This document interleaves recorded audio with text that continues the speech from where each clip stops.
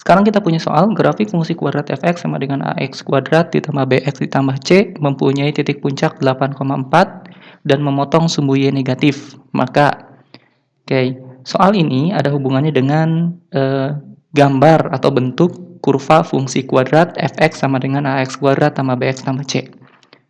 Kita review dulu materinya. Fungsi kuadrat bentuknya itu ada yang berbentuk senyum, ini bentuk fungsi kuadrat ya. Bentuk fungsi kuadrat. Bentuk fungsi kuadrat ada yang bentuknya senyum atau bentuk ini ya. Nah, ini senyum. Ini syaratnya A lebih besar dari 0. Adapun bentuknya yang cemberut seperti ini, maka ini A-nya lebih kecil dari 0. Selanjutnya, coba kita lihat, mempunyai titik puncak 8,4. Kita akan menentukan bentuk fungsi kuadrat kalau diketahui titik puncak. Ada dua bentuk, misalkan ini sumbu Y ya. Ini sumbu Y, ada yang titik puncaknya di sebelah kanan sumbu Y, mau yang bentuknya seperti ini atau yang bentuknya seperti ini. Dan ada juga yang di sebelah kiri sumbu Y, berarti yang bentuknya gini. Ini sebelah kiri sumbu Y, ini titik puncak ya.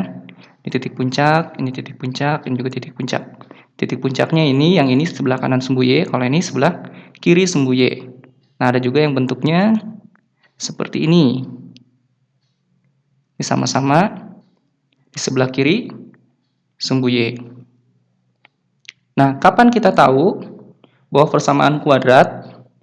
suatu persamaan kuadrat, fungsi kuadrat, punya titik puncak di sebelah kanan sumbu Y, yaitu saat A dikali B lebih kecil dari 0. Atau dengan kata lain, tanda A tidak sama dengan tanda B. Jadi jika A-nya lebih kecil dari 0, maka B-nya lebih besar dari 0. Jika A-nya lebih besar dari 0, maka B-nya lebih kecil dari 0. Itu ya maksudnya ya. Selanjutnya kalau di sebelah kiri, berarti kebalikannya.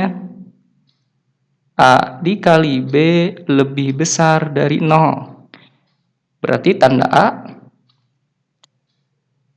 A sama dengan tanda B. Berarti saat A-nya lebih kecil dari 0, maka B-nya pun sama, lebih kecil dari 0. Saat A-nya lebih besar dari 0, maka B-nya pun lebih besar dari 0. Seperti itu. Nah, selanjutnya, coba kita lihat fungsi f(x) sama dengan ax kuadrat tambah bx tambah c mempunyai titik puncak 8,4.